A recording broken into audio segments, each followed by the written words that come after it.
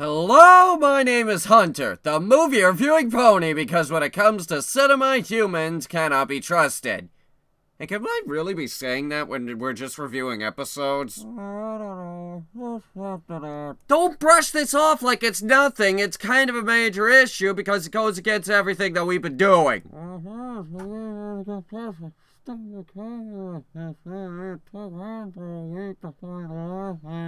Yeah, I guess that's true. Well, you guys didn't come here to listen to me talk to Greg. You came here for an episode review, so let's get things started. Season 5, Episode 3, Castle Sweet Castle. An episode that stars Twilight Sparkle, who I have now designated as the worst neighbor ever. It's kind of her fault that the town nearly gets destroyed every other week. Oh, and let's not forget that whole doll fiasco a while back. I was almost issued orders from the MSS to start shooting that day. Don't worry, I talked them out of it. But anyway, this episode focuses on Twilight's big, stupid, reflective crystal castle, aka the absolute worst addition to the neighborhood.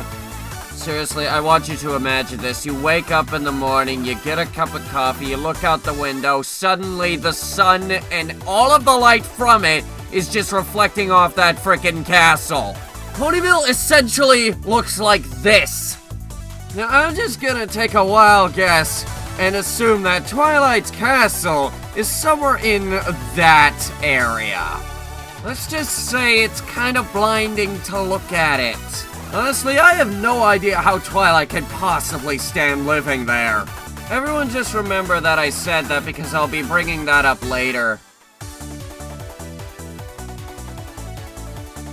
Well, you folks didn't come here to listen to how much I hate my neighbors. You came here for a review. So, without further ado, let's have a look at Episode 3, Castle Sweet Castle.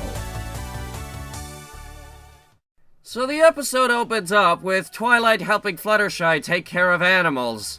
It's never explained why, but it doesn't really need to be explained why. Thing is, when they're done, Twilight doesn't seem to want to go home. Aren't there more animals that need cleaning? She doesn't seem to want to go home to such an extent that she frickin' does this. Oh no! Oh, sweet Celestia, Twilight, you have no idea what hell you just unleashed! There is a realm of existence so far beyond your own, you cannot even imagine it.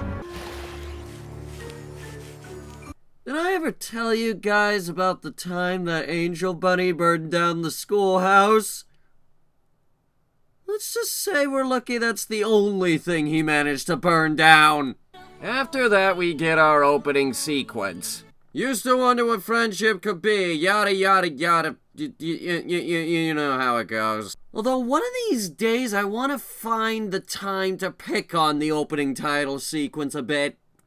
Anyway, Twilight and Fluttershy somehow managed to succeed in cleaning off Angel, but Twilight still does not want to go home. And she's hell-bent on finding any excuse not to. Maybe I'd better see if Pinkie Pie needs help with the pancakes. Pancakes! As a result, Twilight stays out all frickin' night. In fact, now that I think about it, what day was this? Was this the 11th? Oh my god. She came over to my house too. She said she wanted to rearrange my hard drive. I can't find anything on my computer! You know, I keep saying that I stopped hanging out with her, but now that I think about it, we do hang out a lot.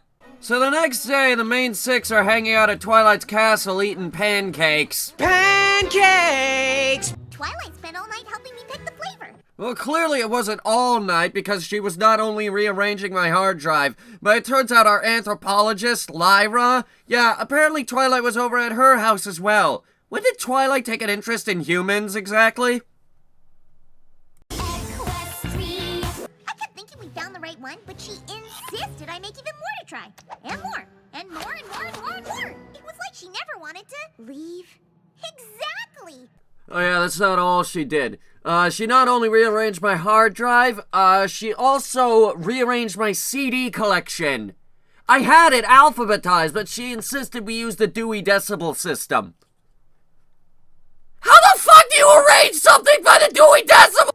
Well, it turns out Twilight hasn't just been bothering us here at the studio, no. She's been bothering everyone. She was lending a hoof at Sweet Apple Acres the other day and stuck around till near midnight. Dug up 50 tree planting holes when all I needed was 10.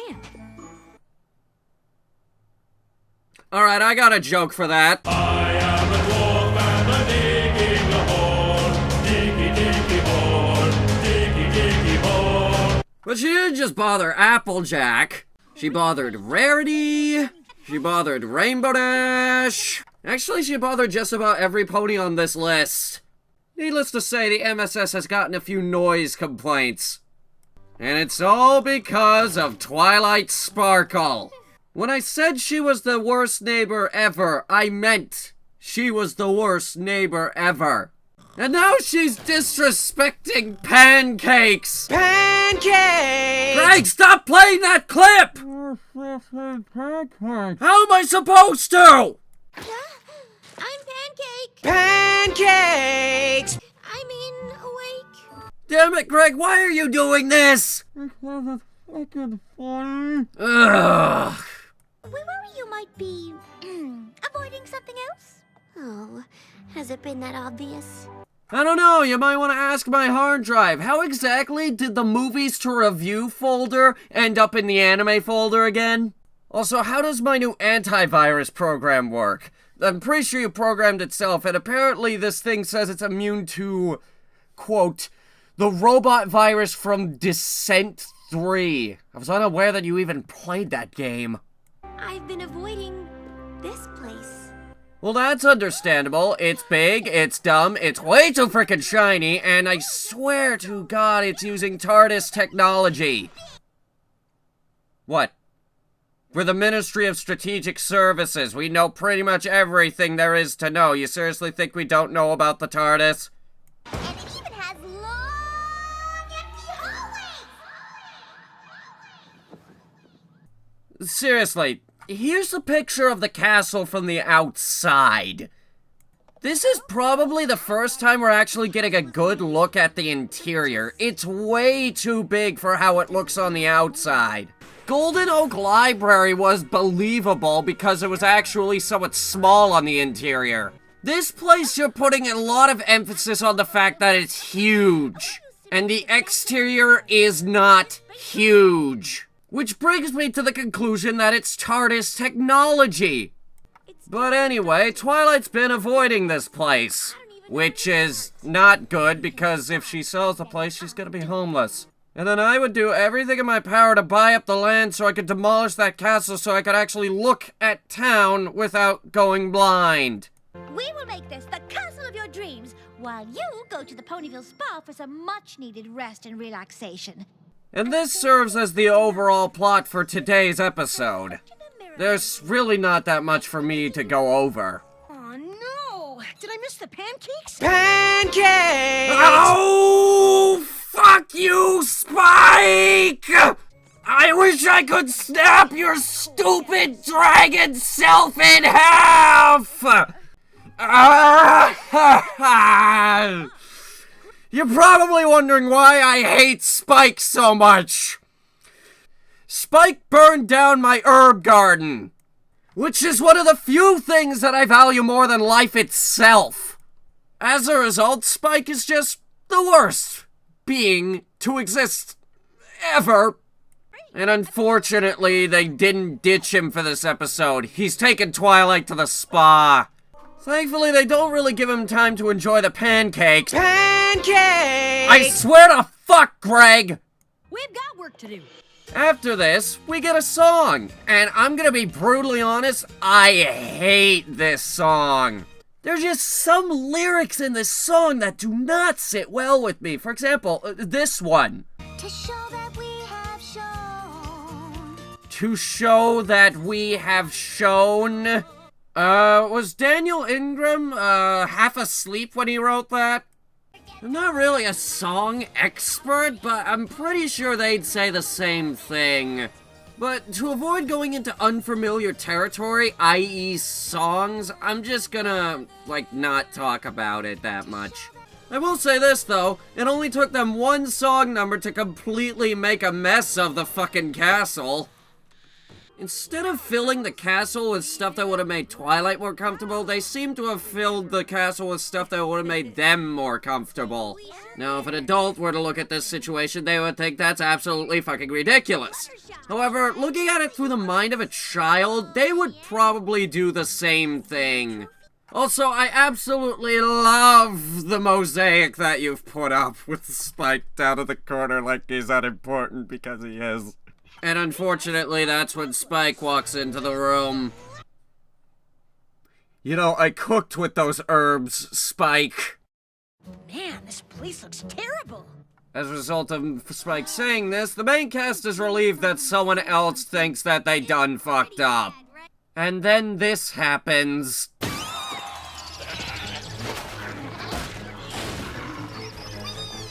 Yeah, there's a reason as to why Pinkie Pie's on the MSS watch list.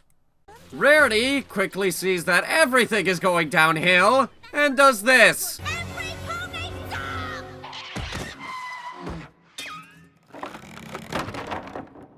Once again proving that when things are going downhill, yelling will solve everything. Of course, that didn't help back during the war.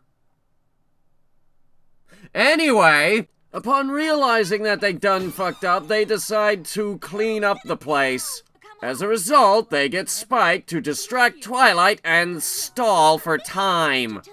Which, ironically, is probably what he's good at. Being annoying and distracting. And destroying all of my herbs. So Spike meets back up with Twilight, and yes, there are already vectors of her with this hair. You guys work fast. Desperate to stall for time, Spike does something stupid. No, not like he does every fortnight. Hoping to get this thingy. The extra strength hot stone deep tissue massage? Which apparently involves this. Yeah! Let's do this, little dragon! I have several questions. For example, when did Bulk Biceps start working at the spa? Also, can they afford to fix that wall every time he breaks it? Just, I don't know. These are questions that I ask. Anyway, back at the castle, everyone's taking out at least one thing that they believe should be removed from the stuff they added. Except Rarity is having a hard time with it. Let's lose the curtains. The room wouldn't need brightening if they weren't making it so dark. Not them! They're my favorite too! You know, I'm kind of with Rarity on this, given how frickin' bright and shining the castle is. Oh yeah, and unfortunately they removed my favorite thing that they added. The picture. Oh. Anyway, the five just end up arguing about what to do next. Meanwhile, Twilight is finally done at the spa. And to my joy, Spike's back seems to be broken. Just like how my back felt after I was done planting my herb garden. But of course, Spike has to stall for time, so he suggests they take the scenic route home. Which is when we come across the library. And I kept telling Mayor that, you know, maybe we should get rid of the charred tree in the middle of town, but no, can't afford it. No, I completely understand, Miss Mayor. Yeah, and the Rolex that you're wearing right now is a fake, of course. We had so many wonderful memories here. We did, didn't we? Yes, but all those memories blew up in a fiery ash. Her reaction to that was probably the scariest thing I've ever watched through a sniper scope. And I've tackled griffins with my bare hooves. Anyway, because Spike is still stalling for time, he decides that he wants to go bed shopping. Meanwhile, back at the castle, the rest of our cast seems to have overdone it on the removing things. Why is this so hard? We're Twilight's best friends. This should be easy for us. The five of them start reminiscing about the old Golden Oak Library. They actually reference a few old episodes here, and I respect shows that do that. Remember that time I crashed into all those books attempting my sonic rainboom after you guys just cleaned up? Oh, and Applejack, remember when we were stuck having a sleepover there? Oh, that turned out to be so much fun. However, Pinky's reference to a past episode is probably my favorite. Remember the time it got blown up to smithereens? I remember that. I had to file a report that day. Or 10. I lost track. And it is at this moment that they realize exactly what the castle needs. So what do? Grab a bunch of shovels, dig up the old library, make it into a chandelier, and hang it in the main hall. So now you have a constant reminder hanging in your main hall that your house blew up. I love it. That one shows your party at the Golden Oak Library welcoming you to Ponyville. The time we shared donuts after the Grand Galloping Gala. Alright, now how exactly do those work? Are they like pictures embedded in crystals? Does she have to like fly up and touch them or something? I don't get exactly how they work. Maybe it'll be explained in a later episode though. So I'm not gonna jump to conclusions just yet. It's exactly what the castle needed. Yes, that's nice. Did they clean those roots off before they hung them up there? And because this might be relevant at a later episode, the main cast sort of left a couple of things lying around the castle, like decorations and like stuff like that. And some stuffed animals in your bedroom. And a brick with a note attached to it, and some broken glass on the floor in the room upstairs. Don't ask me how I managed to throw it up that high. And I was not flying at the time. And then one of Pinkie Pie's confetti cannons just explodes. And this is actually where the episode ends. So that was episode 3, Castle Sweet Castle. How does it hold up? Pretty good. It's certainly not the best episode, but it's certainly not the worst. The song in this episode may not have been great, but I didn't downright despise it. And despite how freaking ugly Twilight's castle is, this was the logical step to take in getting people more acquainted with it. And you know what? It kinda works. This show is changing at a very rapid pace, and they seem to acknowledge that change can be very dangerous, and they have to handle it very carefully. Unlike some people that I know.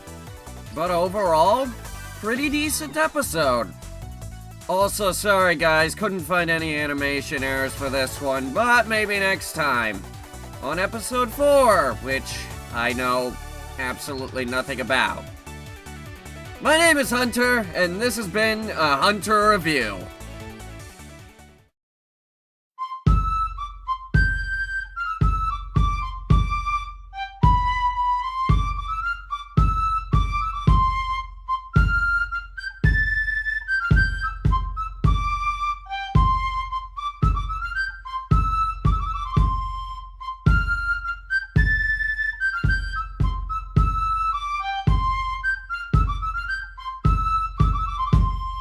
Alright, I found one while I was looking over the footage, guys. Derp, derpity derp derp derp.